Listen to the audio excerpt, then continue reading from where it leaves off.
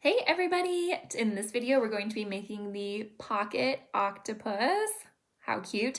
This is by far my top seller for little like $10 and under plushies at my markets, and I usually aim to put them at the very front of my table. And yes, I know there are many octopus patterns, there are many like it, but this one is mine. So let's get started. Here is everything that we're going to need. I'm using a Bernat blanket yarn, so that's a weight 6, and I have that matched with my 7mm crochet hook. If you're going to be using a different size weight yarn, then just change your hook size accordingly. We also have a tapestry needle, stitch marker, some scissors, and some safety eyes. I use a 12mm safety eye with my weight 6 yarn, and some stuffing. Let's begin round 1 with a magic ring. So how I do my magic ring is I make a V, okay? Insert your hook under and pull up that working yarn, just like that. Then yarn over and pull through. That's like a chain 1 to secure. Now you can leave it just like this and kind of start working around. I like to pull out this little tail here, just through. It's a lot easier to close the circle after. You don't worry about snapping your yarn. And then we'll go back around afterwards to secure it properly with the needle. So let's do 8 single crochet into the magic ring. 1, 2, 3.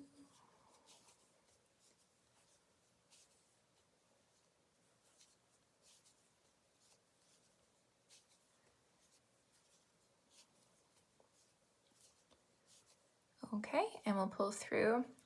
Doing an 8 single crochet magic ring, there's usually a pretty high chance of you snapping your yarn. So if you work it the same way that I did, you almost never do. It always just cinches nicely.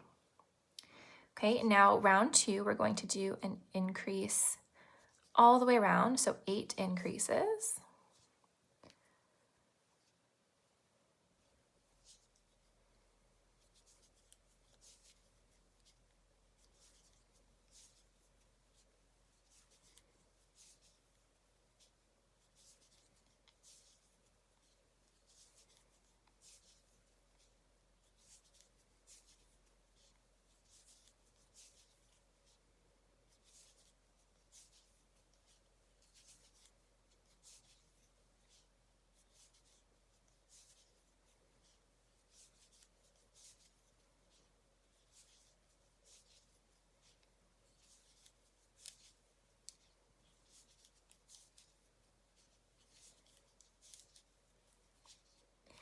Okay, and then in round 3, we're going to do 3 single crochet.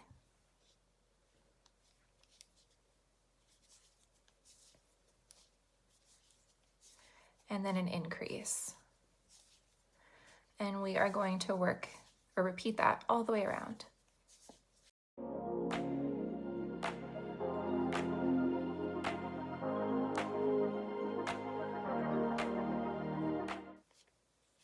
Okay, before we start the next round, I'm just going to go ahead and secure this starting yarn tail here. So I do that by grabbing my needle. And what I'm going to do is I'm going to just continue the circle all the way around. So see the yarn tail is coming out in this direction. So I'm going to go under these loops from the magic ring in the same direction that it's already going, and just kind of work all the way back around again. Having the yarn like double up on itself like that, it's not going to be able to pull loose. If you were to ever like be able to grab one of those individual strands, you won't be able to get it out, which is exactly what we want. Here we go. Okay, so now rounds 4 to 7 are all going to be worked as just single crochet around.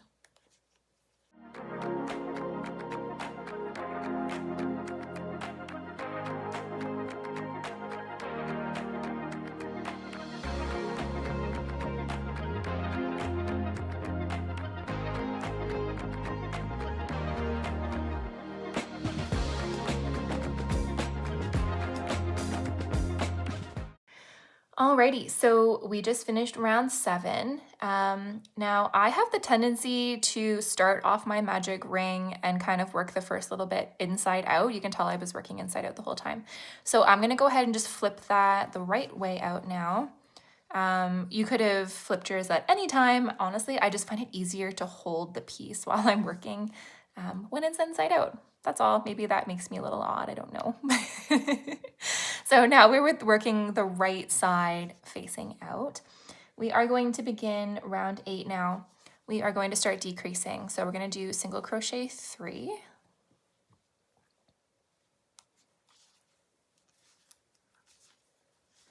And then we're going to do a decrease. I'm going to show you guys how I do mine. Okay, I think there's probably a bunch of different ways you can do decreases. This is how I work mine. So I'm going to insert into one, pull up a loop. I like to yarn over and pull through one, and then into the next, pull up a loop, and then yarn over, pull through all of them. So what that does is it creates kind of like a fake little stitch underneath the decrease. And basically when we work around it in the next round, we're going to like completely eliminate any kind of gap, basically, the next time around. So I'm going to show you that again. So we're going to single crochet 3. Obviously, with all the other different kinds of techniques for decreases, I'm sure there's lots of other acceptable ways as well. This is just my favorite. So I go under, pull up a loop, yarn over, pull through one, insert, pull up a loop, yarn over, pull through 3. And then we're just going to keep repeating that all the way around.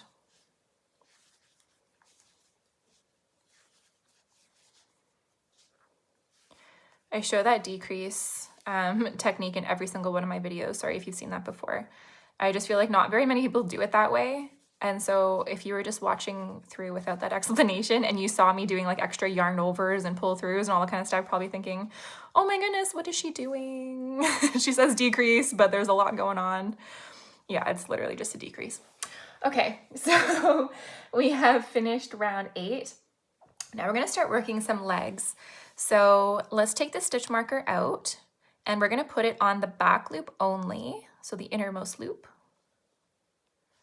okay, of our first stitch there. And we're going to be working only into the front loops only, all the way around for the feet, for the legs. And then we're going to finish closing it off on the inside with all those interior loops, the back loops. Okay, so let's slip stitch into that stitch there, just the front loop. And now let's do a leg. So we're going to chain 7.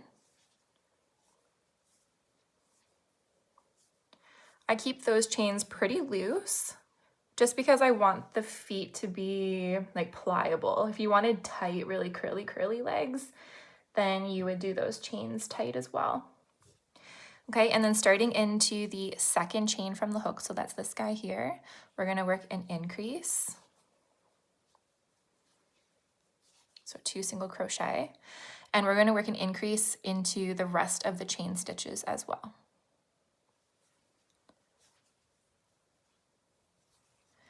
There really isn't a right or wrong way working into chain stitches. You can work into like the top loop only, or you can work into the 2 loops like you would with a regular stitch. You can see them split there. I like to work under the 2 loops, like if you were working into a single crochet. But that's just my personal preference.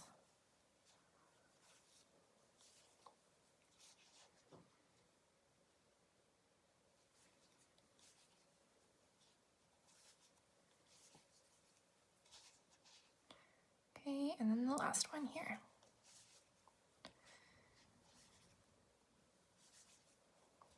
Okay, now we're going to bring the leg back down to the body. So this is what we have, a little dangly leg here.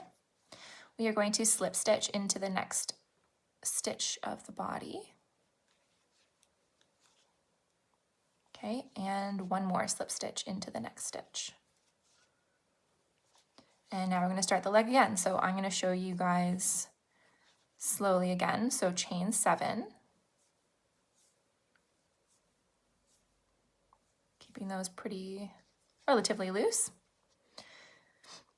Starting in the second chain from the hook. So this is the first, this is the second. I like to go under the 2 loops. I'm not sure if it looks like a whole lot on camera with the blanket yarn, but you kind of just feel around for those separated loops in the chain when you work them.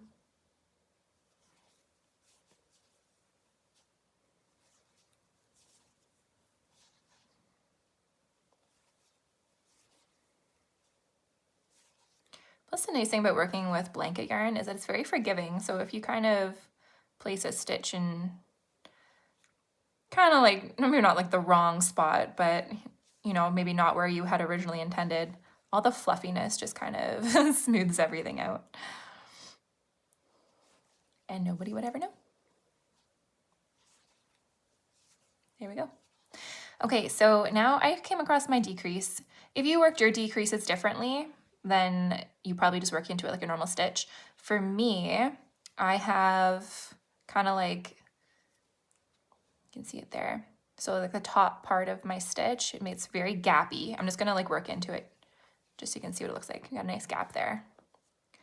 Or I can work into, we're gonna do like a full stitch here. Kind of like the fake stitch that we put into it there. See, there's no gap and it completely disappears. I'm gonna work that way, but just in the front loops. So I'm gonna pick up the front loop on that bottom stitch and also the front loop on the top. So it looks like that. Okay, got no gaps and it's a nice strong stitch too. And then we slip stitch into the next. And then we're gonna begin our leg. So we're gonna be alternating all the way through. So we do our legs, the chain 7 and increase all the way down, slip stitch, and then another leg, okay?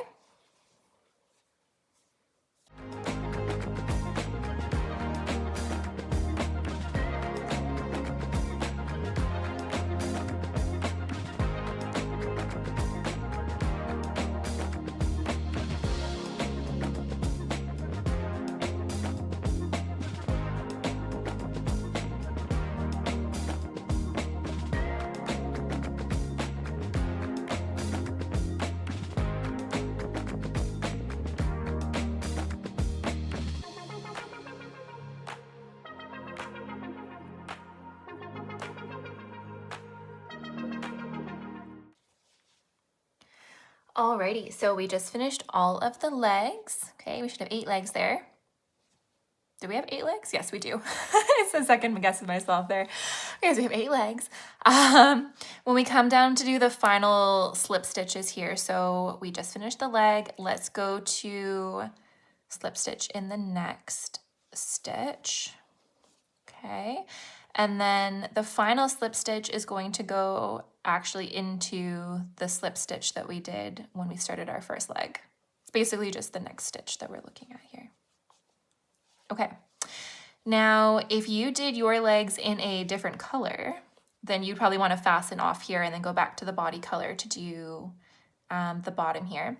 But if we're just carrying along in the same color like I'm going to, I'm actually just going to continue to stitch right in.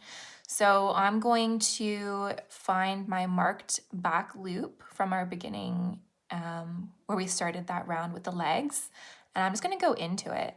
Now I'm going to be working decreases all the way around into those back loops. Get rid of it there. So however you work your decreases, you can just begin. Now, if you have a hard time kind of differentiating where the back loops are only, basically just fold your legs down. It's going to create like a nice little peak. It's going to want to fold where we've worked those front loops around. So you can tell that they are just kind of continuing all the way around. Now, last time I mentioned, or a little bit earlier, I mentioned that blanket yarn is forgiving, and it is forgiving. So if you end up putting one of your decrease stitches accidentally, maybe all the way through and kind of in between posts and all that kind of stuff, it's really not likely gonna show up. But if it does, then you can just go back and correct it. And we should have enough stitches going all the way around for 8 decreases. Right, the last round, full round that we worked was in round 8, and it had 16 stitches in total. So now we're just closing that off with 8 decreases.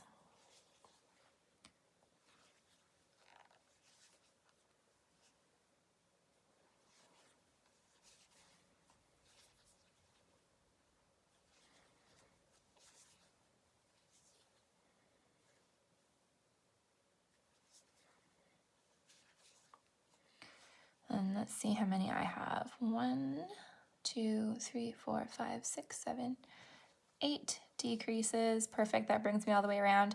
And if you prefer not to, oh, you know what we forgot to do? We forgot to put safety eyes. I was just about to say, if you don't like to close off a hole with 8 decreases, then you can just do an additional 2 decreases. But we need our safety eyes, don't we? Goodness me. Good thing there's a big enough hole still that we can get them in. Okay, so let's do that now. I've got my 12 millimeter eyes.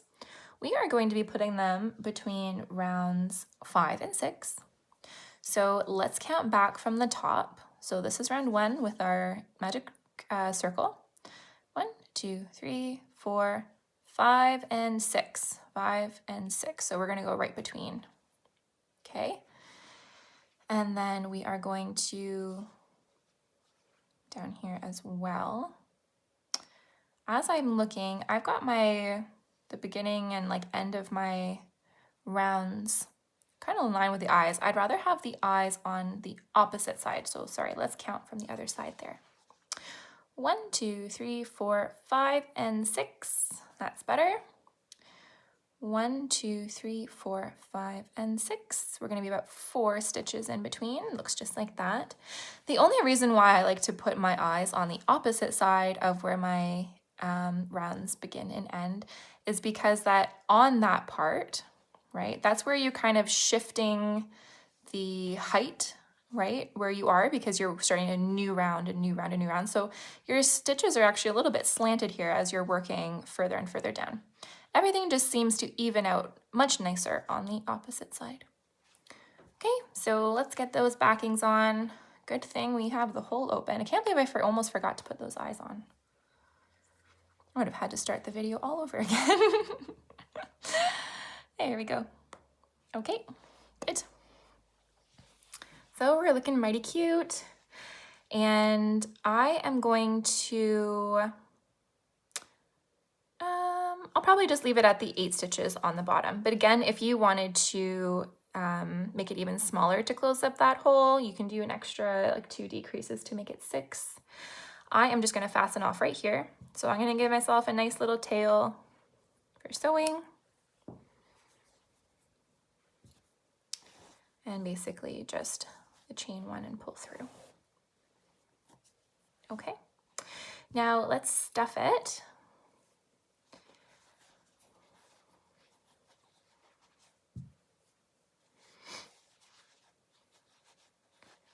So I like these plushies to be pretty pliable. Basically, they're just a little like squishy ball. So you don't want them to be too firm. At least I don't want them to be too firm.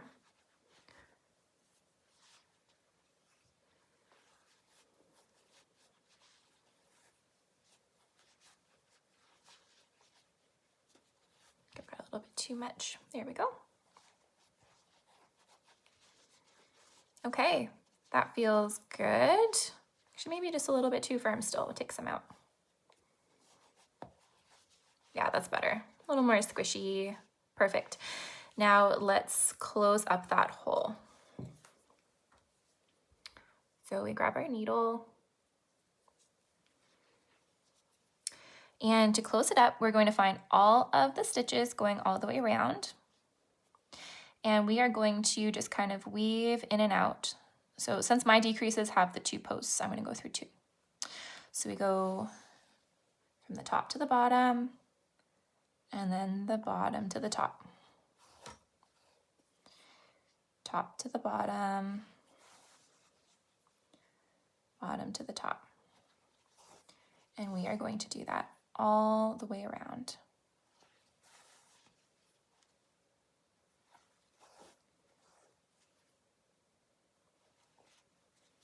Okay. And then we pull tight. And closed up nicely. And then to secure it, I like to continue working all the way around the circle, just like we secured the top of our magic ring. We're going to do the same thing here and just kind of follow it all the way around the closure.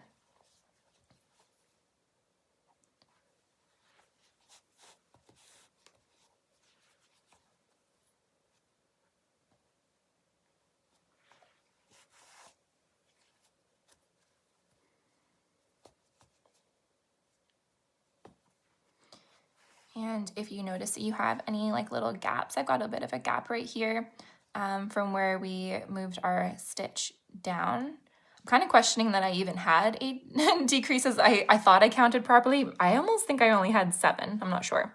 But either way, if you have a little gap, that's okay. We'll just kind of weave our yarn in and out and nobody will ever know.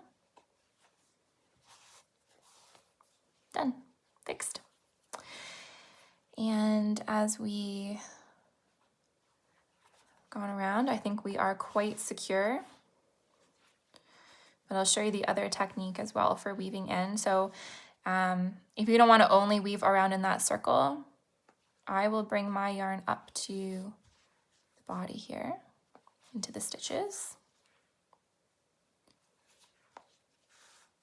And you can actually just kind of insert your needle in between the stitches here and pull them through the round as well, just like that. Okay, so you never even see it, but your yarn tail is getting secured really nicely as well. And when you're done and you're comfortable that everything's weaved in and secured nice and tight, we will just bring our yarn tail to the center of the body and trim.